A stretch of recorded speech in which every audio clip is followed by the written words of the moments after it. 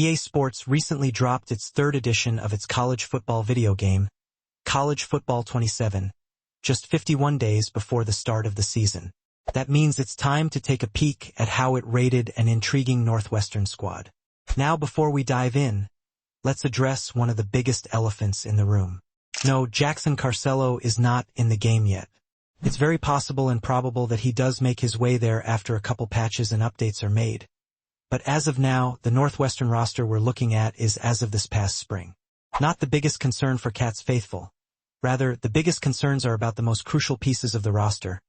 How Caleb Kamaleif will look after having a breakout season, how does Robert Fitzgerald's tenacity get replicated, and, probably the biggest stressor of all, does EA think Aiden Childs will rebound after a subpar season? Here are the answers to your questions. This seems pretty spot on, considering the polarity of the offense.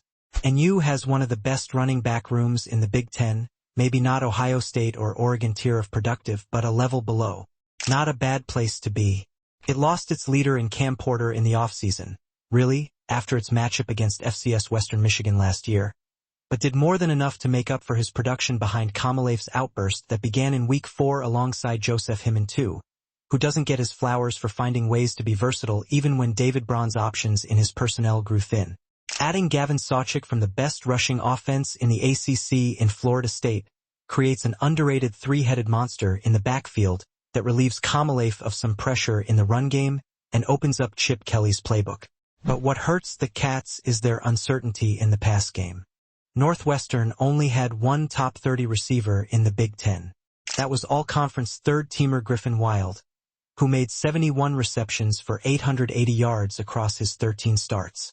The next closest receiver was Hayden Elligan, 37 catches for 521 yards, 52% of which came in the final 3 games of the season. Take this all with a grain of salt. Preston Stone seemingly had some confidence issues playing his first full season as a Power 4 starting quarterback. It wasn't until his bowl game-clinching performance against Minnesota that he'd find his SMU swagger. Braun and Kelly seemed to be betting the house on the duo to repeat their phenomenal seasons as WR1 and WR2, respectively. Drew Wagner could be the wild card of the offense from the slot position, but didn't see many receptions a season ago. But he's proven to be a deep threat, much like Wild, with blistering speed over the middle. SPD, 68 STR, 95 AGI, 71 ACC, 77 INJ, 96 AWR, 88. There's a reason why Braun trusts Izomo Oradakai enough to play the most important position on the offensive line, despite never having played it before. Oradakai was one of the best defensive linemen in the Big Ten last year, going 12 straight games without allowing a single QB hit. His 81.5 PFF pass blocking grade put him in the top 10 amongst conference linemen, subsequently earning him an All-Big Ten honorable mention. No matter what Carcelo's role is this season, much of the O-line's success will center around its future cornerstone in Oradakai. SPD, 90 ACC, 91 AGI, 88 STR, 79 INJ, 93 STA, 90. An unwise man, me, once said that the only thing separating Kamaleif from the upper echelon of Big Ten running backs was a lack of breakaway speed. After I said that in late October, he proceeded to post 110-plus yard performances against Nebraska and USC. I ate my words immediately. Kamaleif has a real chance at the All-Big Ten first team this season. There's no questions or smoke and mirrors around who's going to be the primary ball carrier. It's him. It always was going to be him, and he will deliver. Again. SPD, 89 ACC, 90 AGI, 88 AWR, 90 CAT, 86 CAR, 75. Wild's numbers are based on his explosive route running and his effectiveness in the mid-pass game, exemplified by a 91 rating in that category, not listed above. That seems to be where Northwestern succeeds with him, with his most effective routes, from my eye test, being his outside comeback route and the 3-level dig. With a quarterback like Childs trying to regain his confidence, much like Stone, hitting those routes will be invaluable to his long-term success.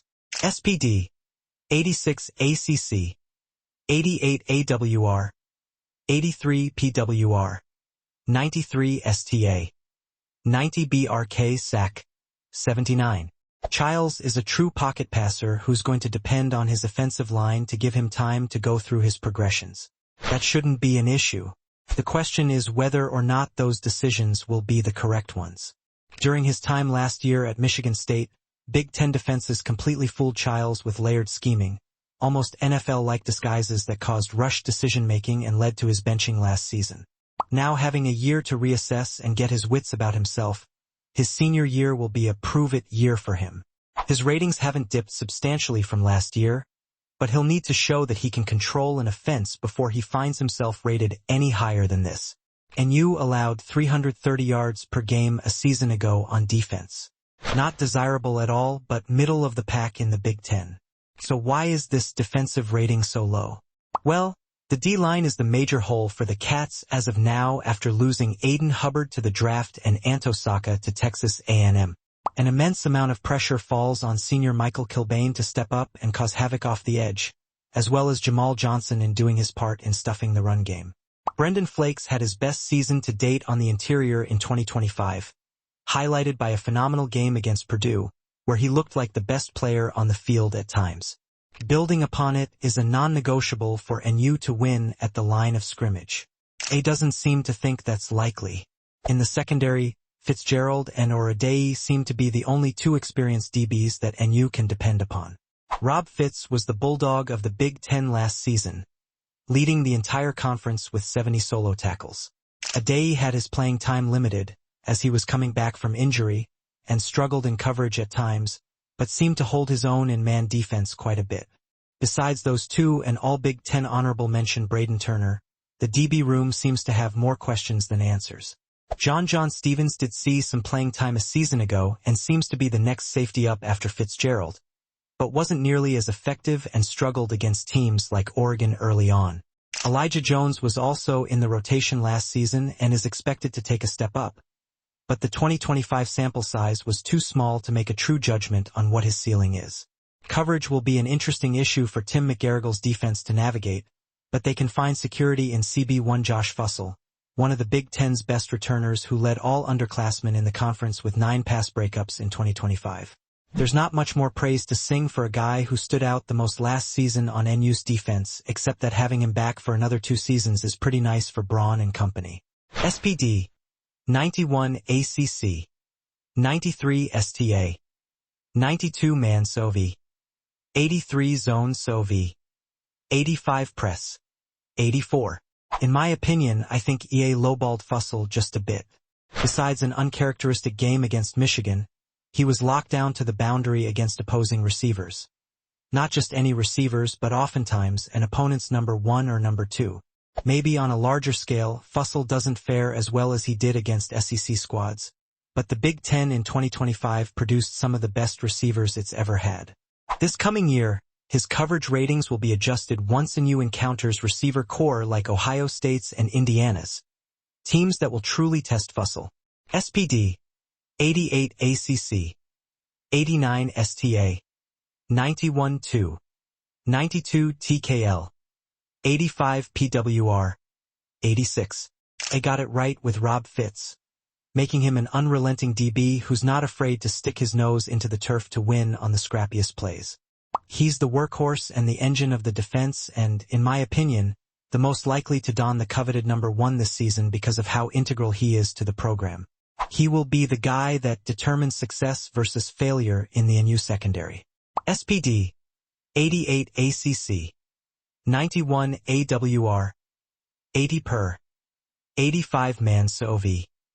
86 Zone Sovi. 84. Turner had the best game of his career in a near-upset win against the Wolverines at Wrigley Field. A pick, a fumble recovery, and a PBU.